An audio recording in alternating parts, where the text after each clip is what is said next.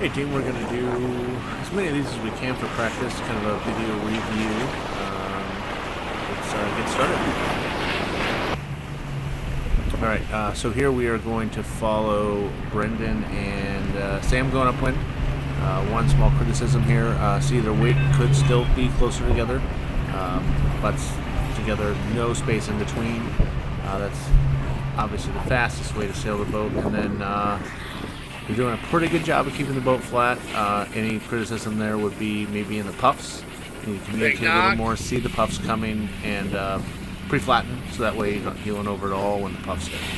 Overall, still sailing fast upwind though. Decent tack, Sam. Probably could have got the jib full a little quicker. Alright, let's watch this. Here's another example of the weight. See how much weight there is, see how much space there is in between those guys? Same here. Wait together, please! Let's watch this mark rounding for Brendan and Sam. It's a nice mark rounding on Brendan and Sam's part. Nice and smooth. Heels the boat a little bit to windward to help the turn. Fantastic.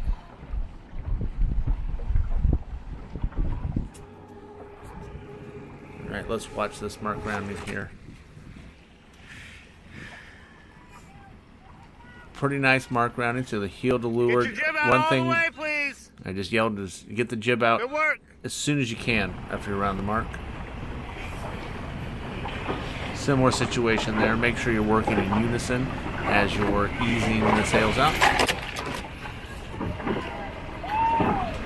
And that was a little bit of carnage there. Please don't stand up in the boat.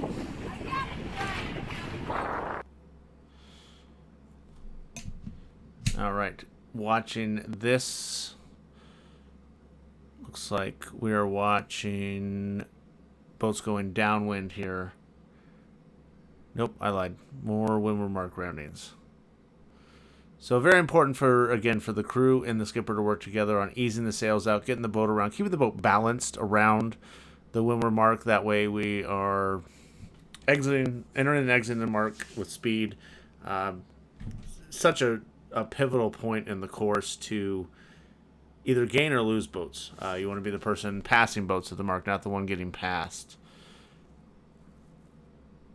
Overall, good roundings.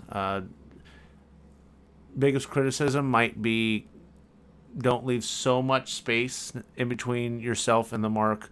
Also, use your weight to help the boat turn. I know we've worked on this in different areas where heeling the boat to windward is going to help the boat turn down a little bit, and you can do that going around the mark. We're doing the bloodbath drill here, so very quick windwards and leewards. Let's watch Fisher's mark rounding. So pretty good rounding, but where he set himself back there was if you jibe before you get to the mark, then you have a lot more ability to trim the main and have control of the boat. You see the space in between the boat and the mark as they're leaving. That's not ideal. Anyone behind you could easily take advantage of the space you left and round inside of you. Next thing you know, you've been passed at the mark. Weight forward for sure. Keep our weight together. Make sure we are rounding wide, then tight. Oh, God. All right, another example of Nice move, Mason. see 4 rounded inside of 17, even though they were behind, because 17 left a little too much space while they're exiting the mark, and 4 was able to take advantage of that. So a good example of how they were ahead and lost the boat at the leeward mark. Another example of jibing, probably too late. Not a bad rounding necessarily with the scenario, but if you jibe earlier, you're going to have the opportunity to round the mark much smoother. There's less going on in the boat. Well, this one gets a little dicey. Keep that in mind too when you are the outside boat, giving the inside boat room. If they haven't jibed, their boom is going to swing, and they do need to have that room for their boom to swing around. If their boom hits you, then you have fouled them. Yep, there we go again. Everybody okay. Okay. Yikes.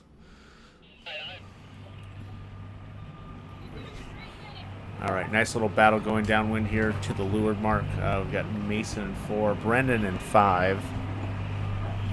Let's take a look at how this Sam, you mark go to rounding west to go goes. north too? Oh, okay. All right, so Brendan is going to jibe around the mark. Pretty nice rounding. See, he leaves no room for Mason to sneak inside. And Mason's a little too far behind anyhow. Here's an example. Sam here in 17 right, could have gotten behind a little bit and then not got stuck on the outside. Let's watch this this start here. Watch. Mason tacks right into his hole, but Brendan did a good job of defending his hole. Seeing that coming, bore off, and then as soon as he tacked, he head up, and now look at the space in between 4 and 5. Because he did that to protect his hole, he still had a hole to bear off in, and so had great speed off the start. Okay, what are we looking at here? Another windward mark rounding. Okay, here comes Mason and Molly. And this is a good example here. See how he tacked inside of them, but they never had to go above close haul to avoid them. So actually, 11 did not foul them.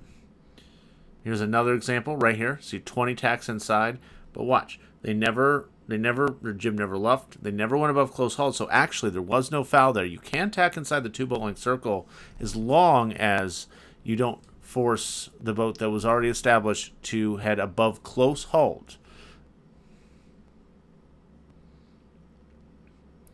Let's watch a very nice smooth mark rounded by Brendan and Sam here. Little heel to turn the boat down. Jibes.